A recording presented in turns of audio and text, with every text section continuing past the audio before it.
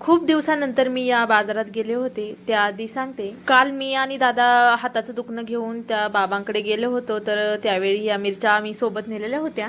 Direct व्यापाऱ्यांना या मिरच्या विकायच्या होत्या, त्याच्यामुळे ह्या मावशी त्या मिरच्या घेण्यासाठी आल्या होत्या आणि त्यांनी त्या खरेदी केल्या. खरेदी केल्यानंतर मी त्या मावशींच्या पाठीमागे गेले, कारण ती पिशवी रिकामी करून परत हवी होती. आमच्या लहानपणी आम्ही खूपदा या बाजारामध्ये यायचो, बट माझं लग्न झाल्यापासून मी मे बी पहिल्यांदा किंवा दुसऱ्यांदा या बाजारात आले असेल.